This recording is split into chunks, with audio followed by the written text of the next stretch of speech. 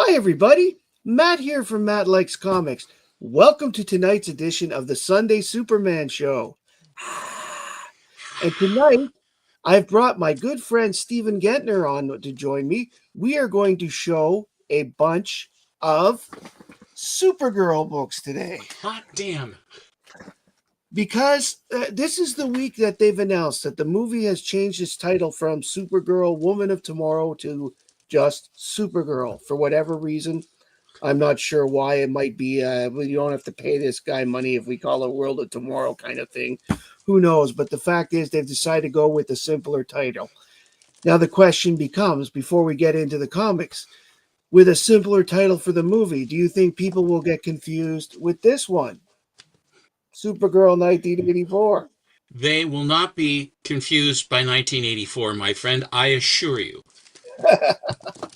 I happen to have watched that movie this week due to the fact that somebody out there, he knows who it is, suggested I make a video critiquing and reviewing the Supergirl movie from 1982. So I decided to do that this week, and I had the pleasure of watching that movie again. There were things in there I'd forgotten, and actually, you know what? The movie was a little better than I remembered it, so I was actually happy to do it. That's nice. All right, so before we get further, let's just say hello to everybody who's in the chat at the moment. We've got Robbie Josephs. Hi, welcome to the show. Hello, Robbie. We've got Kim Munin, Scoff. and we have Mike Dennis here tonight. Hi, Mike. Big Mike. So that's all we've got at the moment. So let us talk about Supergirl just briefly before we go. Let us. Rocketed to Earth, following her cousin. Depending on the version that we're talking about, she either came later from Argo City or she was sent ahead to look after her younger cousin, who she ended up, falling in suspended animation. And when she woke up, her cousin was older than her. So depending So on it was that she was sent first from Argo Yes, City, and then that is she got waylaid, and then she was in suspended yeah, animation and drifted, and then she finally arrived, and then she looked for her little baby cousin who needed help, who was then now a full-grown man, yeah, and she was still a girl. And he was a schmuck because he took her to the orphanage and he wouldn't take her on himself because yeah. I think the code wouldn't let him running around with a girl running in her little underwear around Clark Kent's bachelor pad. That's right. And of course, the whole comment in that one comment, well, I'd marry somebody like you, but we're cousins, so we can't, means that he put a little more than a little thought into it. Which Which is kind of scares me. which is creepy. Thank you. That's very, very creepy. Thank you. Mhm. Although in Canada, first cousins, right? That's right. And also in 24 American states. There you go. So, but apart from that, the cool thing about Kara Zor-El is that she's moved up with the times. They've had her with the Legion, and they've had her with with this new current itineration. She's arrived, and she is very much a part of Earth. There were times that she was not. There's a couple of series in the just before the New 52 where she was more. Well, I remember Krypton, so I'm not so fond of Earth, kind of thing. So I'm glad to see that all of this seems to be sorted out in the current versions, and I'm really looking forward to the newest current series lasting for more than 12 issues. I really don't want it to be canceled early. That would not be as good. Yeah. So just before we get into showing books, we've had Diabetic Superman and Jay Hegel show up since then. Hi, guys. Welcome to the show. Gentlemen, Yeah. So what I'm going to do tonight is I've invited my friend Steven on to show some of his awesome Supergirl books. Then I'm going to show a few, and then we will finish with Steven taking us to the end. Steven, you're on the clock. on the clock. Oh, there's no pressure. But where did I go? Where am I going? I'm still learning. I have Supergirl, I have Supergirl, and I have Supergirl Awesome. right there.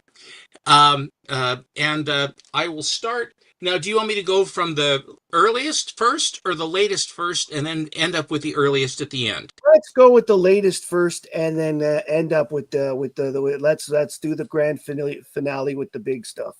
Fair enough. I will start first off with um, that would be this one.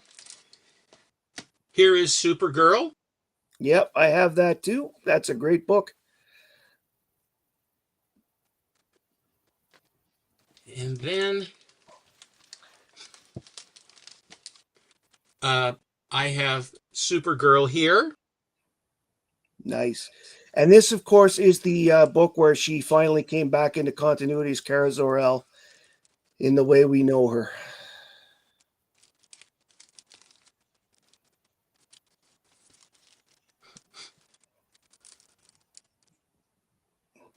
I love these. You know, this storyline was really good. For those that haven't read it, it's It's excellent. Superman. It's Superman, Batman 8 through 13, and it's great. You get everything. You get Supergirl. You get Darkseid. You you get Batman. You even get the dog.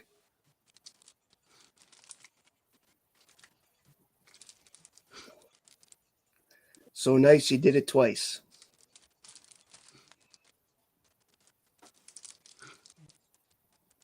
What a beautiful cover that is.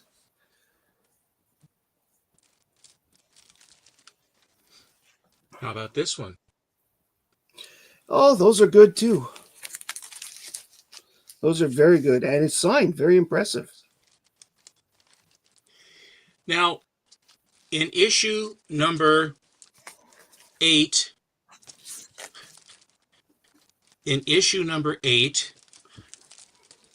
Kara shows up on the last page, and she is hugging Superman, and she's got his cape around her. And so in Germany, a company named Panini uh, took the Michael Turner cover and turned it into a variant. And it's an extremely rare book. I think there's maybe 275. They were supposed to do, I think 500 it was. Yeah. 499. But the color, the paper that they used had so much color on it that it a lot of times when the book was folded, it would shatter the paint on the gloss and all the color on the cover, and it would crack, and they had to destroy several of them. Recently at auction, I won this amazing Turner variant by Panini, and here it is. And it came back a 9.4. That is such a gorgeous book.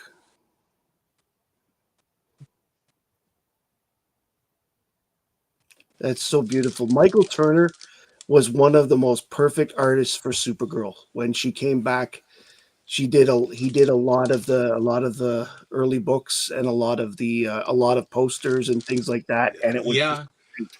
And there's a guy named Tinian now who does White Widow and a bunch of other stuff, Lady Death and various things. Mhm.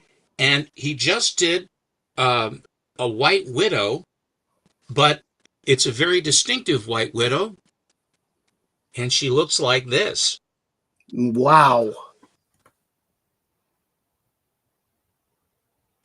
Very nice.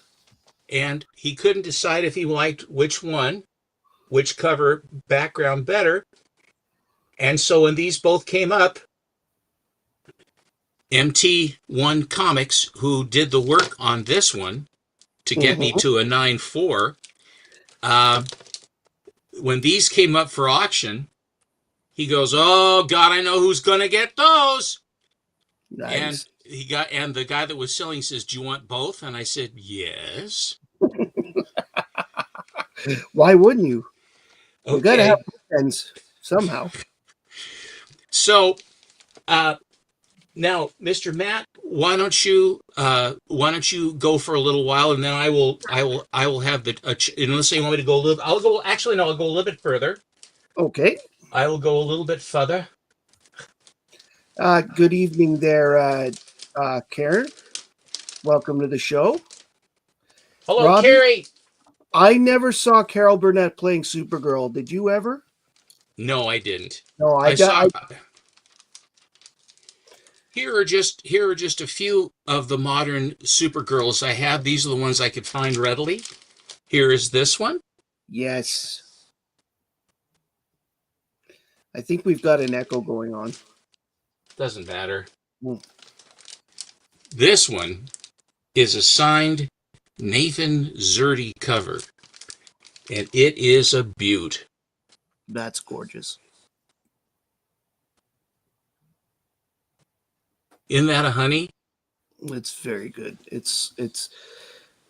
I'm curious to what the marks are on. Is that dirt That's on her? where that's the vampire bits that she's turning into a vampire, and her Ah, eyes are turning red.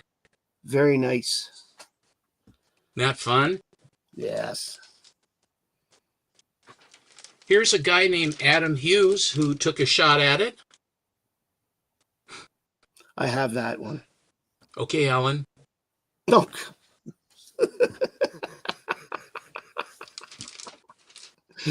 All right, now you go. Now you go. I will. Okay, Okay. everybody. I'm going to follow up with some of the ones like Steven showed the zero from this series, one of the zero issues. So I'm not going to show the zero because it's another cover that we pretty much the same one that he did with a slight different background. So I'm going to show though from that series. This is a 2005 series where Kara Zor-El, after being on Apocalypse, gets her own series again. This is issue 1 where she's beat the crap out of Power Girl. This is Supergirl 1. Here we have number 2, where she's meets the Teen Titans in this issue, and she seriously thinks about joining the team, but basically gets told no by Nightwing because she's not practiced enough with her powers and she's too stubborn to join a team. Which at this point too has Supergirl, an outsider, and I have this one here signed by Ian Churchill, who was the artist on the book. Nice. Here we go with number 4, Supergirl. There's this. Unfortunately, she was affected by some pieces of black kryptonite, which left her easily manipulated by people in the Phantom Zone. And starting this issue, number 4, she starts having self-doubt, which leads to her becoming a bit of a split personality, which comes out here in issue 5. Lex Luthor is also slightly involved in this. He's the one who found the black kryptonite in the first place. So we have an issue here where, the trope of the person fighting themselves. But look at that. K-Munin especially, I want you to look at that. Doesn't that black, white uniform look pretty snazzy? I did not bring these out because I figured you had them. That's why, because I have all of those as well. Well, when you told me what you were planning to bring, I decided to go modern. So here we've got issue 6, which is the beginning of an arc where Supergirl and Power Girl end up in Kandor fighting a bunch of fighting as resistance fighters, and they became Nightwing and Flamebird. We've got number 6, and here we've got number 7, which is a really cool shot of her changing into her Supergirl outfit. I like this one very much. And then number 8, where Supergirl feels betrayed by Power Girl and they fight again. This happens a lot in this series, by the way. Power Girl and Supergirl just have issues talking to each other, and a lot of it has to do. There's this one storyline later where they can't touch each other or be near each other because of the fact that you got one that's the same person from another universe, in a parallel world that doesn't quite fit. And it's almost like antimatter and matter. So here we've got Supergirl number 9, which is subtitled The Lost Daughter of Krypton, where she finally gets past all this crap, starts stopping with the self doubt, and starts believing in herself a bit. Hi, Comic Mike. Hi, Rob Saint. Welcome to the show. And things are getting better for her at this point, which leads us to her first attempt to have a secret identity here in number 10. As you can see, she's dressed to go to the girls' school. They actually took this out from the Supergirl movie in 1984. This didn't work out because she literally lasted a day at the school. So before people figured out who she was, so that secret identity attempt was tossed away real fast. And here we've got Supergirl and Nightwing, issue 11, where Supergirl admits she's kind of got a big crush on Dick Grayson. Now, of course, Dick Grayson at this point is in his mid-20s, early 30s, and she is 17. So I don't think that's going to work. Yeah, you never know. Yeah. Love will find a way. Carr, to answer your question about where to start reading Supergirl, it depends what Supergirl you're interested in seeing it. Right now, there's a brand new series. That's a good place to start. Actually, Robbie, to answer your question on this, who do you think looked more like Supergirl, Helen Slater or Melissa Benoist? Because I grew up with Helen Slater as Supergirl, I had a hard time at first when I saw Melissa, but then she grew on me. So, to be honest, they both look like Supergirl to me. Helen looks like the Silver Age Supergirl that I've always loved, and Melissa looks more like the modern day Supergirl, which I also find really awesome. I think it's a push between the two, depending upon the Yeah, vintage you like, to be honest, because exactly. they're both really good. We're both awesome as Supergirl, and I love the fact that they work together on the Supergirl TV show. I got such a kick out of Dean Cain and Helen Slater being her adoptive parents on that show. It was insane. My wife's like, you got to stop talking about it when it first came out. So Supergirl 12 here, where she considers this, I believe, is one of the first appearances of a brand new version of the hero Terra, and that was the one, of course, that died in the Teen Titans series with when she was with Deathstroke against the Titans. Hi, welcome to the show, Steve Driscoll. Good to see you. Number 13 here. Supergirl finally gets a date. Unfortunately, he turns out to be not quite what she seemed to look for. And here's issue 14 where she fights Cassandra Cain.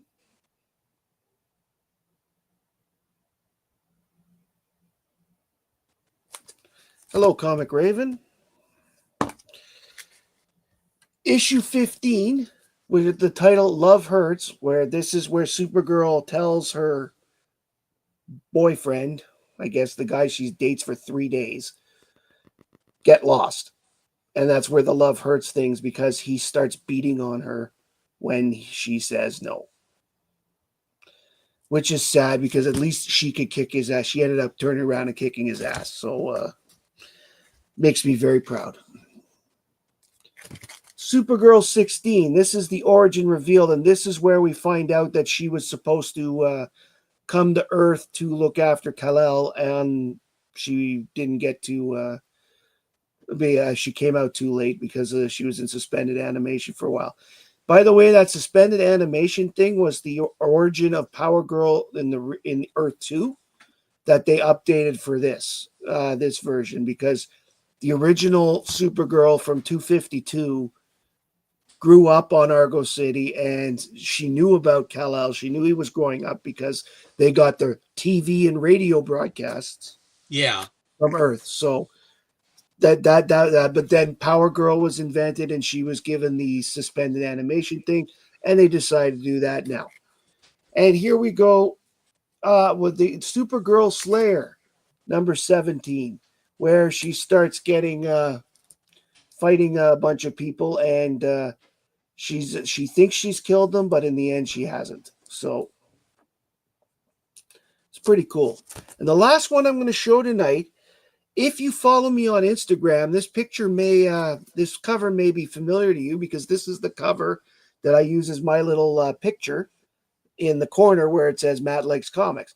This is Supergirl versus Supergirl, but it's a different kind of one because this one actually it it's the same storyline as the first Supergirl that just came out in the newest edition, where there is another Supergirl and she thinks it's a fraud, and it's like, which one is the real one? Da, da, da, da, da, and so on. So there we go. That's those are the 18 I decided to bring tonight. This is the first 18 from the 2005 series. The 2005 series is a big deal to me because when I first got back into comic books again, this was one of the first series I wanted to complete. And that's true. Came and Supergirl in this era doesn't seem to get along with too many females. Well, she'd like to get along with people, except she's not written that way. Those creeps Yeah, didn't let her have a moment's rest. It's that's those true. damn writers. They wanted to have pathos and angst and irony and all that other They crap. did try. They tried too hard to make her into a angst-ridden teen, and I think they should have just Let her be relaxed the a little. sweet person Let her she be. was in the Let her be. orphanage. Mhm. And whatever happened to Argo City? Well, this is where it gets interesting.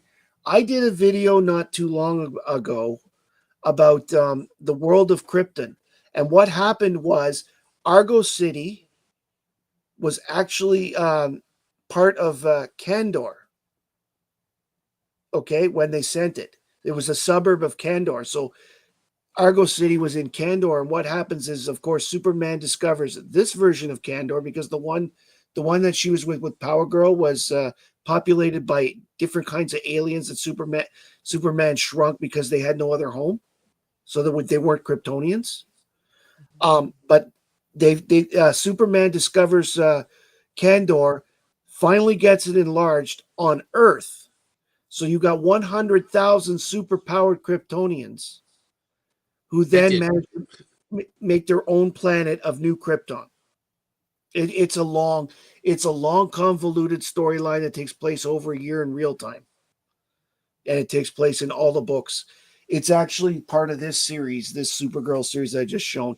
But basically, her parents are there. Her dad ends up getting murdered. Her mom becomes leader of New Krypton, and it's this whole thing. So my question is, in the original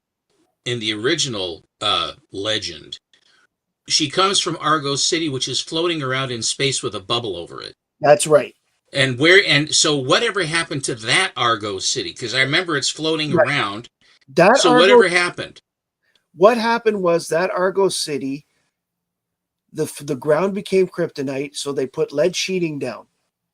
They figured out real quick that lead would stop it, and so they were fine for a while because the kryptonite wasn't getting through to bother the people. And what happened then was, one time as Argo was floating around, because remember, Argo City was in the old orbit of Krypton. Right. So other parts of Krypton ended up going through the bubble, smashing through the bubble, and breaking holes in the lead sheeting beneath, and everybody started dying from kryptonite poisoning. That is when they sent Kara to Earth, and everybody on Argo City died except for her parents, who managed to go to a place similar to the Phantom Zone called the Survival Zone. And Okay, I Kara, do remember. Now, what vintage is that that storyline? that's the Silver Age. That's the 1960s. That's When did all this Argo stuff? Was this in Action well, Comics? yes, the Argo City part where the lead sheeting and the rocks coming through is in her origin story in 252, and the sending her to the rocket. Okay. You get the story over the course of the next 3 to 4 years of it gets filled out about the part where her parents survive and that they had a month before everybody died. Because what happened was in that month, Zor-El was trying to find a way to save everybody. So he discovered the survival zone because he didn't want everybody to go to the Phantom Zone, criminals, all that other stuff. There, it was thought that no one. It was thought that if they went to the Phantom Zone, there'd be no way to get them out. So he was trying the survival zone, which was closer in terms of dimensions to our regular one. So unfortunately, he thought that it didn't work. So as Argo was perishing and everybody was dying, all of a sudden, Zor-El and Allura disappeared because it turned out that it was time delayed, and he didn't Oh, fail after all. oh, okay. So they ended up going to the survival zone. Is Yeah. that it? If he had known it was time delayed, he would have hit everybody. But he thought he had failed because they didn't go into the zone instantly like the Phantom Zone projectors did. So unfortunately, they were the only survivors of Argo City. And this was in 252? Well, parts of it were in 252. The part where, Argo City was a chunk of Krypton. They had put the dome over it. They put the lead sheeting down. You know, Zor-El then got married and had a daughter. You know, then years later, things came through the dome and punctured the lead sheeting. They didn't have any more lead sheeting. They were out, and therefore, everybody started dying from kryptonite, and they sent her to Earth. That's the Now, only Mike, part of 52. okay, so now in the canon then, um, Argo City is floating around. How long after Krypton exploded? How long were they floating around before then they About sent 20 years. Kara? About 20 years. Because Kara is 15 when she arrives on Earth. Superman is like 29, so I guess it'd be 14 Earth years, but it was 20 Kryptonian years. He came to Hello? he came to Earth as a baby, right? Yes, and he grew. Oh, yeah. So, yes. So it was probably 20. That's what I'm saying. He came to Earth as a baby. He might have been 2. So he was on Earth for 27 years, which means at least 27 Earth years. Sorry. So depending on the hello, sorry, we seem to be having issues with Steven's internet. No, we don't. We have internet. I have internet. It's you. It's got to be you. Okay, maybe we're having problems with my internet. All right, let me show some books before we go away. Yes. Thank you for the treatise, I will say Professor. this because the irony was this is what was posted just before we started having the problem. Don't ever do that, Adrift. Thanks a lot. So I will start. This series is from 1973. Here is Supergirl. This is the last issue of this run. Is Supergirl number 9? Actually, there was an issue 10. Was there? Yes, it came out about a year later. I'll have to find it. Here's 8. Mm-hmm. It has Prez, the character Prez, in it. Oh, for God's sake! Yes. Execrable. And here is 7. That is a fun story. 7 is a lot of fun. You actually have Supergirl and Zatanna fighting over a man.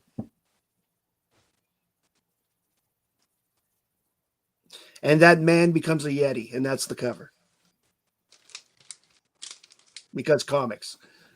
And here is issue number 6. Another cool one because Linda Danvers is breaking into Supergirl kissing her boyfriend. Whoop. Oh, where'd you go? He's been fighting me all night. Here's issue number 5. Another fun one. That whole series was fun. Here is issue number 4.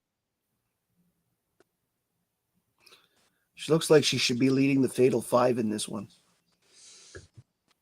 I like the 20 centers a lot. I mean, in general. I really do. And here is issue 3. Issue 3. That is a good one. I love the cat that's there too on the cover. The cat is like she's sad and she's licking it's licking her hand, and it's Oh, not streaky. It's a white cat. Hi, K-pop. here's hi K-pop. Here's issue number 2 in high grade. Very nice. And here is issue number 1. Issue number 1 has some interesting parts too. In this issue, she gets 3 roommates, Wanda 5 being one of them, who you never see again after this. But the 2 roommates that she has, the other 2, are actually on the cover of the current issue of Supergirl. Where, if you'll indulge me for a second here, right here, these are the 2 roommates that are introduced in this issue, and so that here they've got like boring girl talk or boring small talk on the cover. So see, that's one of the reasons I like this new Supergirl series so much. Sophie is pulling so much stuff from especially this series. She's read So the books. yes, you can tell she's a real fan. So here is this is from this. Now I'm going into Adventure Comics from 1972. Here is issue, and I'm going back in time. Here is 421. Yes, another good. That series too was great, and it carries over into Supergirl, that first series there. Here is 419. I have all of the raws for this as well. I just wanted to Yeah, show the slabs. I know. You've told me that before, and I have all the raws too. But this adventure series, was great because it had the most character development for Kara ever. Here's issue number 18. Yeah, that's got the dragon on the cover. That's a good one. That is a very interesting story because it feels like it's made out to feel like it's a magical dragon, but then I believe it turns out to be mechanical. It's always mechanical. You would Yeah, think she well, would hear the gears turning. you'd think, but this was a period too, by the way, that Supergirl's powers were triggering on and off because I of don't like something. that. I let it be I know. powerful. That it's a. This one is issue number 417.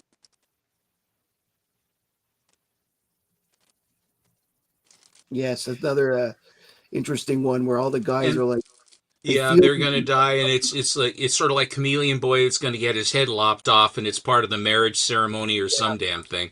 that was This fun. one, this is Bob Oxner did this Yeah. cover, Bob Oxner did all the interior art of the Supergirl first series as well. and here we go again with a Mr. Oxner cover, issue number 415. K Munin says issue 417, Supergirl beating up more females. Wow, look at that. Here is issue 411. One of my favorite stories from this era. Just this kid is so cool. Like, don't worry, I'm gonna be fine. And like this monster's about to grab him and all and the whole story's like this too. It's pretty funny. Here is issue number 409 from August of 1971. Yes, and this particular issue, the problem she's having with her powers going on and off really affects the story in this one. Looks like it's her costume turning on and off.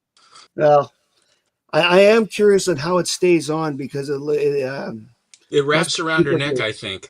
Yeah, super glue. Boy, oh boy. Now we shift back.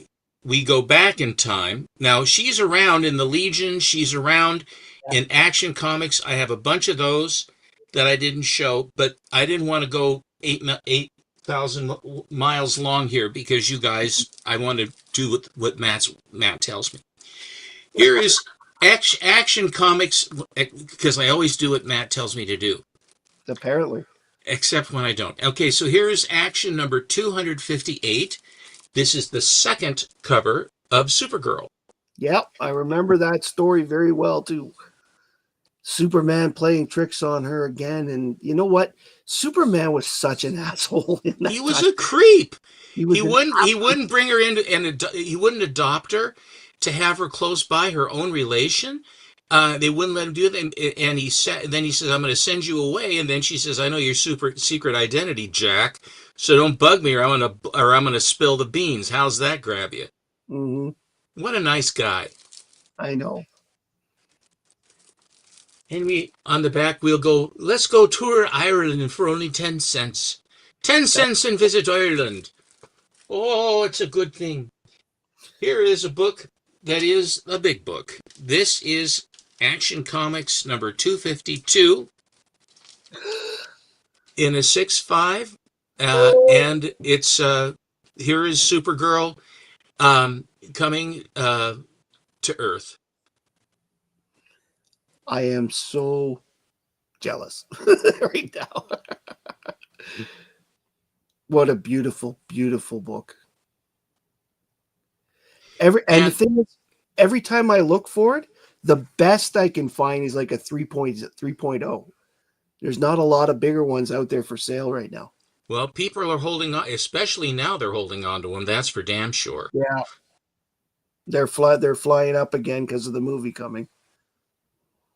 This one, I've asked Matt this several times, and he still hasn't been able to give me an answer. And the reason that what I'm saying is Supergirl is invulnerable once she comes into the yellow sun. Everything that is Kryptonian, that is red sun from Krypton, is in the yellow sun. Super.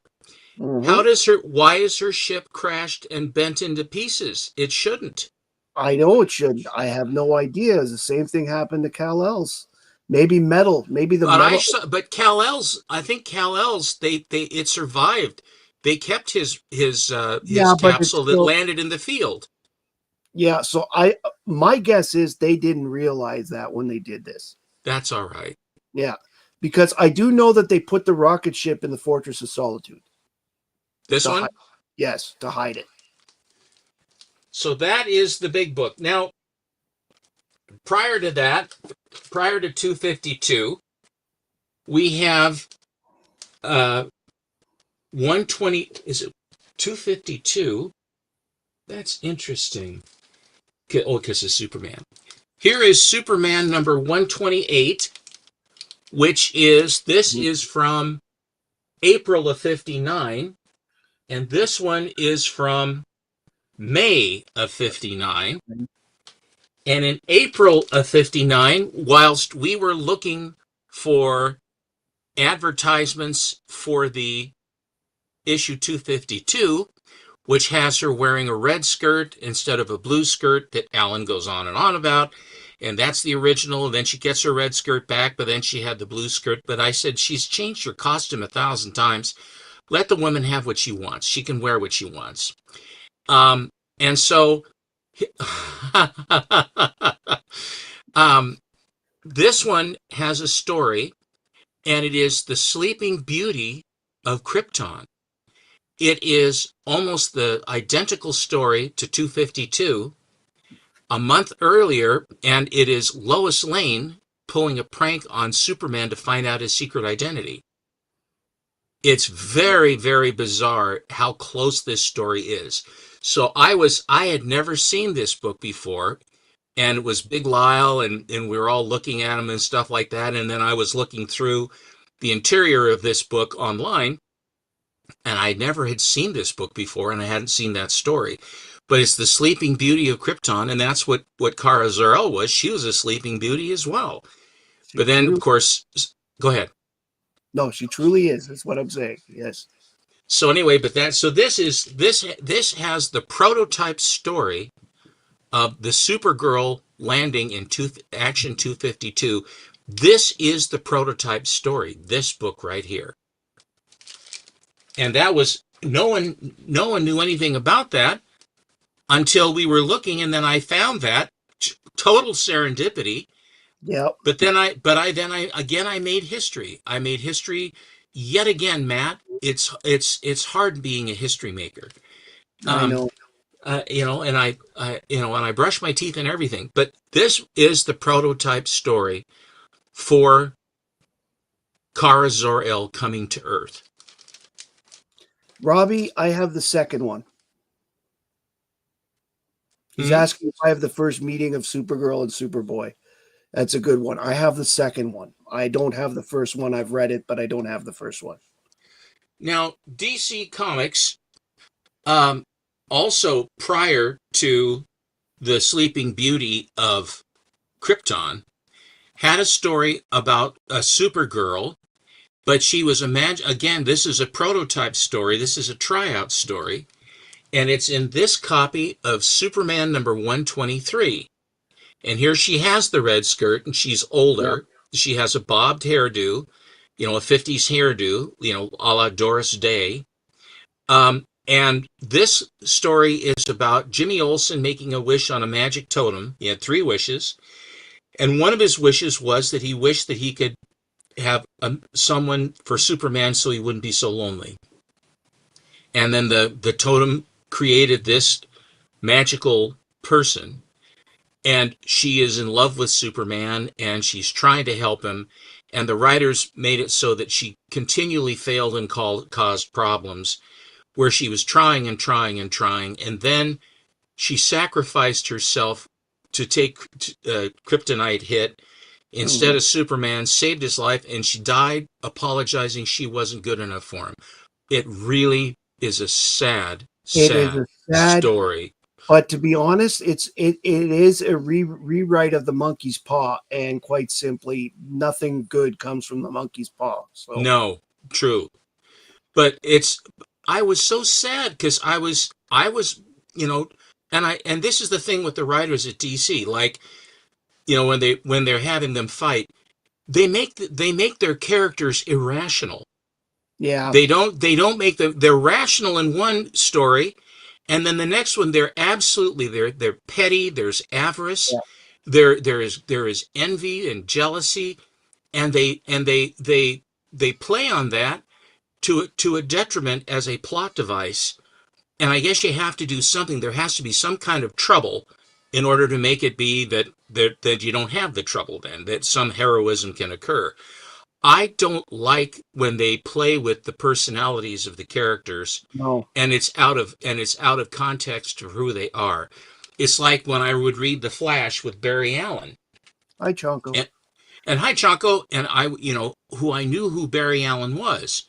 So when they would have a different writer come in, and they would write him, and he wouldn't be saying the right things, he wouldn't be reacting with Iris correctly, he wouldn't be right with Hal Jordan, who is his closest friend. No, and And they're usually so buddy buddy that they joke with each other. So well, they were in both each other's titles, and so I guess the thing that bothers me is that, as a person, if you invest emotionally in these characters and as children and as people, we do, that when writers don't take them properly, they don't have them be who they are.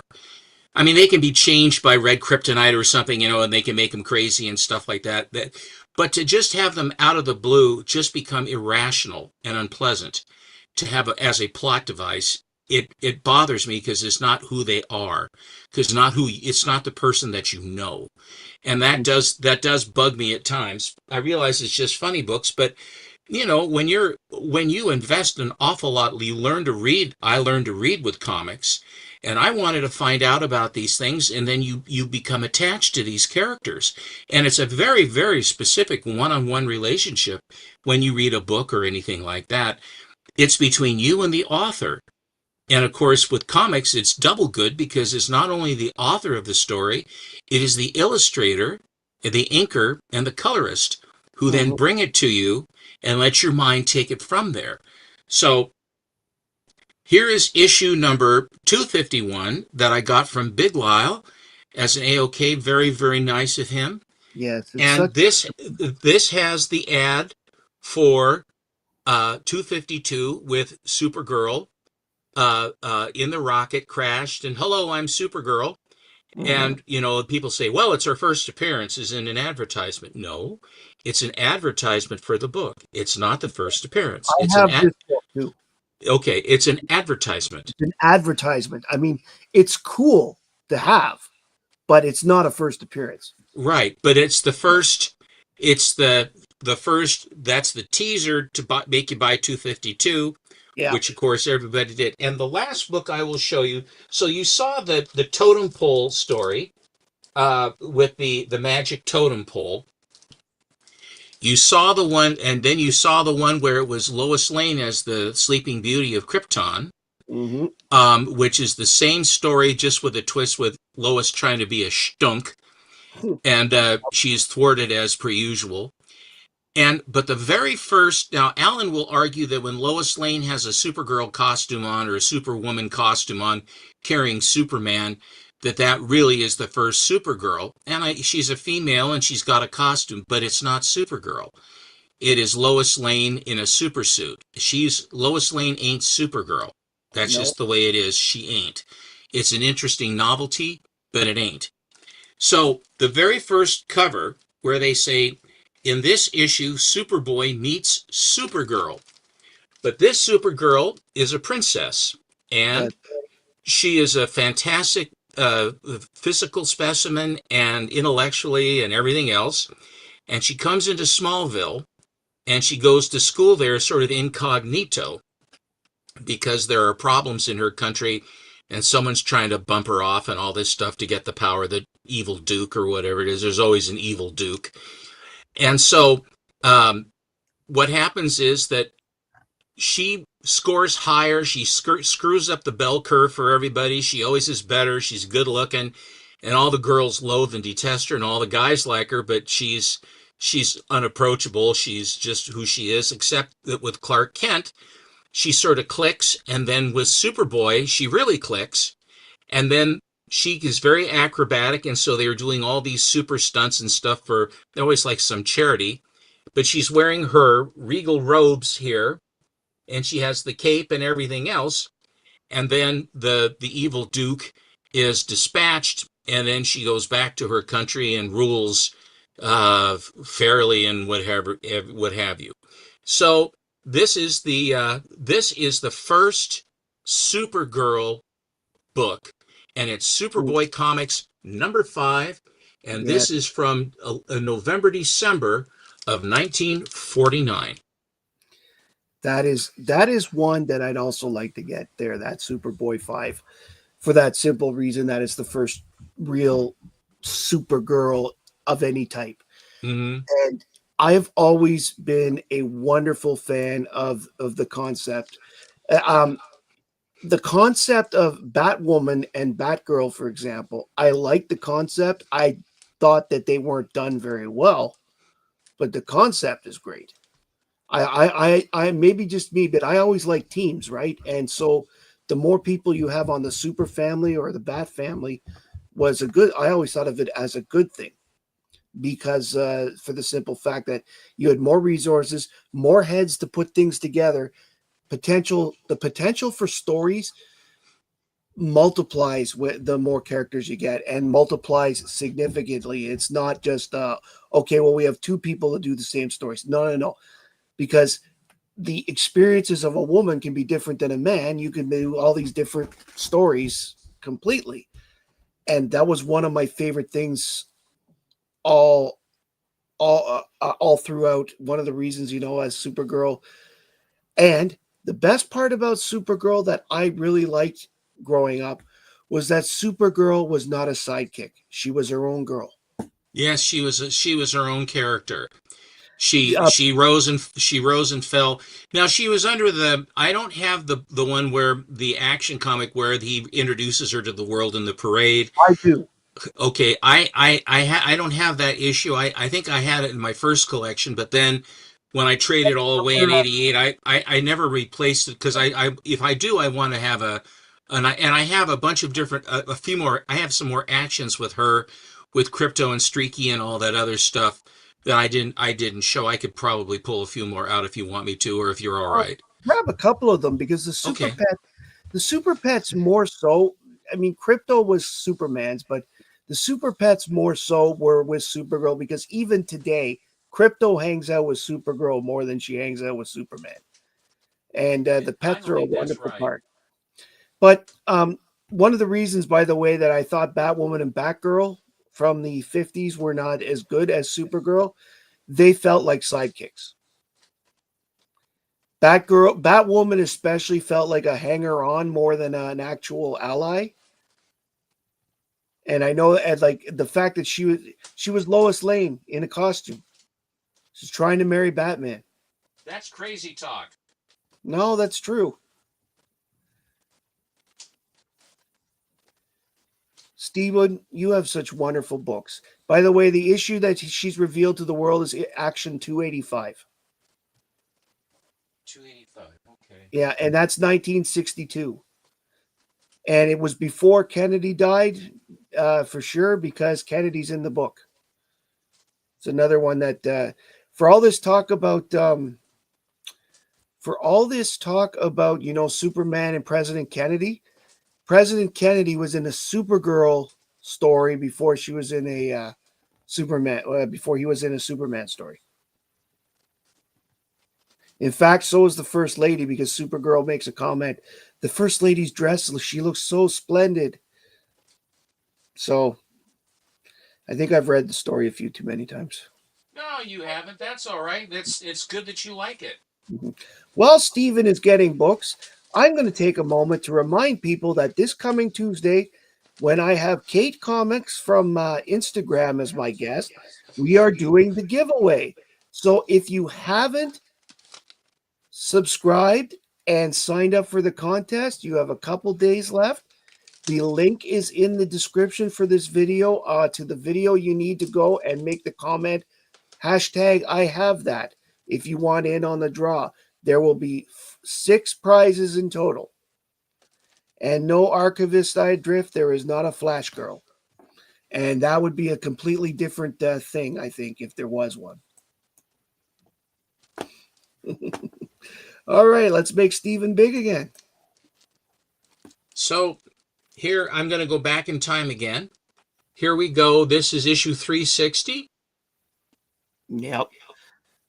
That was the first 80-page giant that I bought in my current collection. Cool.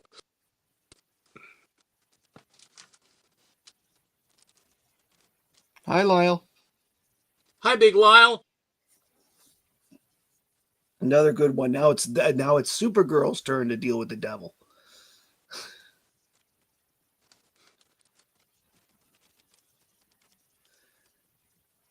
Another fun one. This is, by the way, after, because that's her father that's there. So at this point, he's come out of the survival zone. Oh, Bleeker's here too. Hi, Bleak. Hi, Bleak.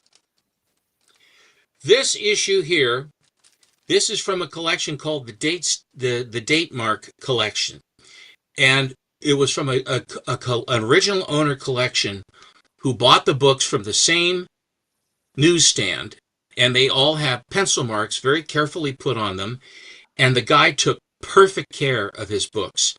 I have quite a few of them in my collection. Here is issue number 277, still a 10 center, so we're still in 1961. Yeah. But look at this one, where you have That is, Streaky and Crypto in a contest where they're urging them on. and that is my favorite Super Pet story. Because of the resolution. They're angry at each other, the two pets. They're like one-upping each other, and then you know how Streaky's powers are always temporary. Streaky loses powers, and the first thing Crypto is, I've got to save him, and da da da da, and it's just such a beautiful moment when cat and dog get along. That's nice. I like that. But this is not a cover you see very often at all. I've only seen one copy for sale ever, and this is the Yeah, one that that I doesn't got. come out often. I saw one for about $400 in great shape, but it was like a graded 8 something. But I mean, that's a little high still. Well, this one's probably a this I is love it. at least a 9.2, not maybe even a 9.4. This person really took good care of his books. It's, and when you have a chance to buy those, it's always so much fun. Here's another one. This is earlier now, so this is 266, and here's another with everybody. Yeah. It's funny because obviously Comet's not there yet, but you don't see Beppo the super monkey that often. And Who was Beppo hooked up with, though? Beppo was not hooked up with anybody necessarily. He basically, the story is that he stowed away with Kal-El on the rocket and then escaped before he had a chance to be seen by the Kents. Boy, is that lame. I know, They had but to bring a monkey. They had to bring a chimp. They had to bring a monkey into it. That's DC, yeah, right? that's There right. has to be a monkey in here somewhere, right? Beppo only made one or two appearances before he was a member of the Legion of Super Pets, and it was almost like, oh yeah, we've got this monkey to be throw in with him too. This one is just a very interesting. The colors that they used. It's very odd. Hi, Sue. And this one, I'm sure will please Alan. But here's another one of these date stamps. Although I don't seem to see it on it, but it's the same condition where she wears the red skirt. Yeah, and that was a coloring mistake on the cover, of course, because she was wearing blue at the time. But this was one of the best stories. But at the time that this came out, this was the best Supergirl story, in my opinion. She's still the secret weapon. Then she's not revealed to the world, and it's just it's so. I have to say that one was so well written about how Supergirl doesn't understand how she's getting, she thinks she's getting immune to kryptonite, but it turns out there is a metal eating creature inside eating the kryptonite. So every time Supergirl goes near to it, it's less kryptonite. So she feels less powers taken away every time she gets closer, and it's really cool. And then she thinks she's becoming immune to kryptonite, so when there's a real meteor like this in front of Superman, she's like, hey, I can take care of it, I'm immune to kryptonite now. And she learns the hard way. Boom. Yes, it's actually like I said, it's a great story. But It- isn't that a lovely cover though? that is one of the best covers of the first probably her best cover since 252 at that point as well. Yeah. Yeah. So this is 262, and this is the 258 Yeah, because that's it. yeah, It's good, 252. but I like the Kryptonite one better. Kurt. Well, yeah. I mean, it's Kurt Swan. Kurt Swan is did the cover. I think he did them on these as well.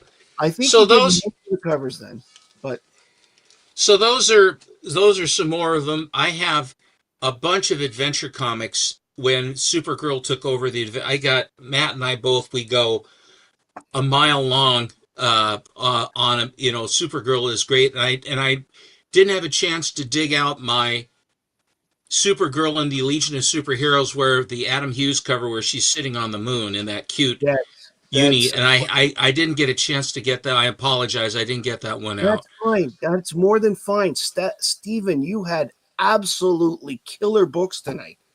Thank you. I really appreciate when you come on. Your collection is absolutely amazing. Thank you. Okay, and the fact that you have all like you can pull out a lot of these facts at the same time is just it is beyond me to realize. Like, I have some of the knowledge, but I don't have the books. I have You know him, but Matt. You know him better than I do. I have to tell you, because I have it's collect not me. It's not me telling you anything. I'm saying to you, Matt, what happens here? Ah, yes, this was the third incarnation of Joe Blow, but it wasn't Joe Blow. It was Joe Blow's twin brother. And this is where it gets interesting. And I'm going, how in the hell do you remember this stuff? no. This is Because you have this stuff in your head, man. yeah. Well, see, I have things like this This is how come I've read them all. I have things like this, these showcase collections of the stories. So I've read these, and these things come with me when I go out of town. So I tend to Oh, read them again, like because it's easier to bring these black and white collections of books well, and and also you're not risking it's a yeah, trade. So if anything exactly, mysteriously happened, you're not going to die, exactly. when your books get damaged, right? Please note the cover is the Of cover. course, is the one, right? Yeah. And that is how I learned the numbers of this, because like I'll see this and go, oh, what issue number is this? If I don't own it, and that's how I've learned all that stuff, because I have a huge collection of these showcase ones, and it's a lot of which is where I do get a lot of the knowledge. Like I have all the Legion ones. That's how I've read the Legion before I got all the adventure ones, right? The Hmm. actual floppies. I knew the stories because I read them over and over again over the years in these trades and stuff. So yes, I would agree. You Well, know, thank you, Diabetic Superman. and let's take a moment to say a quick prayer for Mrs. Lobson. Apparently, she's having surgery this week. Oh no, Lyle. So speedy recovery. Hope everything goes well. Best wishes. We're here at the Superman Sunday show. We're rooting for her. We're going to send our yellow sun energy to try and get her to feel to feel well, feel better fast. Because really, I don't know what else to say. I'm kind of Oh bad. yeah, I'm with you on it. I'm with you on it. Yeah, Well, Matt, it wasn't hard for you to twist my arm to show Supergirl because I really do. I long ago, really have loved Supergirl.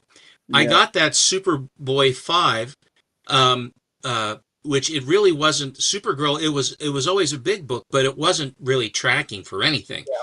And then when the Melissa Benoist Supergirl, they were teasing it on the oh, CW, and then before it, just the first glimmer I had on it, I said, what's the first Supergirl? I found out that's what it was, and when I searched it, I found that seven, whatever it is, the 7.0, which is right. a remarkably, it's a 7.5. It's a remarkably high grade for that book, It's a and it beautiful wasn't all. And seriously, it was not that expensive. back But then. I knew no, but I knew that after, if the Supergirl thing was going to be any good, then I spec'd on it, but I wanted it anyway because it was just one of those things, and I'll do that if I can. Um, if you get Bleecker always talks about it, that after the movie comes out, then or just as all the buildup is happening for something, it's not the best time to be going out and buying those books because everybody's specking on them. Um, I was sorry that they didn't go further with Metamorpho because I always have loved Metamorpho as a character. I thought I love his original run. It's a fun series, and Ramona Fradon is very good. I mean, the artists that they had on that, and Rex She, Mason, and yeah, she would have gotten more recognition if she was a man. I That's the agree. thing, that's the thing that sucks, because Metamorpho is one of the funniest books from the 1960s. It wasn't just that it was comically drawn, and it was comically written. It was everything about it was just fun, and it's too bad. Well, who I can't remember who was the writer for that for Uh, Metamorpho. Bob Haney. The thing about the way he wrote it was that Java, the jealous primate that Simon Yeah, Stagg found, and here is Sapphire, who's the beautiful blonde in the Sapphire convertible, and Rex Mason, the stuntman, cracking silk. He pulls the chute at the last second. He lands in the car with her, and she loves him. And Java wants to kill him, and anything because he wants Sapphire to himself. And Simon yeah, Stagg is a bad cat. He's sort of a Lex Luthor, but he really isn't. But he's an evil guy, yeah. and the Orb of Ra and all the stuff that they did to get him to go, and then the realization of him being metamorpho and stuff. He's a great character. I just think that he's like in World's Finest, there's one where it's half Superman, half Batman. 100. I can't remember what The issue composite number. Superman. It was 147. The composite Superman, Yeah, where he has all these different things on him, and of course with Metamorpho, he's got all these hunks of chemicals yeah. where he's sort of put together, and ooh, but he can look like anything he wants to too. He's malleable. He can do all this other stuff. He's a great character. I like him. Hmm. Well, And Supergirl is great. No, but I just wanted to say thank you very much for the invitation. It was my pleasure to be able to share Supergirl with you because you really know the character very, very well. And I hope that everybody appreciates what they get here with Matt Likes Comics. oh, thank you very much, Stephen. Before we wrap up, just again remind everybody about the upcoming giveaway on Tuesday. I love giving away stuff, and I mean it. I'm not saying this as a get out there. So I do want to see as many people as possible have a chance to win. I'm giving away 6 prizes. The first prize is, let me just get here. The first prize is this bunch of comic books, and it's not all DC, plus this bunch of comic books, plus this mystery box, which has 30 books in it. Second prize is a mystery box. Third prize is the $25 gift card at, and fourth and fifth and sixth prizes are all going to be your very own bells. So make sure you're make sure you go to the video in the description and type in subscribe to the channel, type in a comment, and include the hashtag I want that, and you will be registered for the contest, which we're going to make the draws during my Tuesday show with Kate with Comics. So Wonderful. I would like to say thank you very much to everybody who's watched tonight. If you're watching on the rewind, please leave a comment if you say of any particular book you like, and I would really appreciate it. Thanks everybody for coming tonight. My name's Matt. I like comics, and I like Supergirl, and I hope you do too. Thanks everybody. See everybody. And end.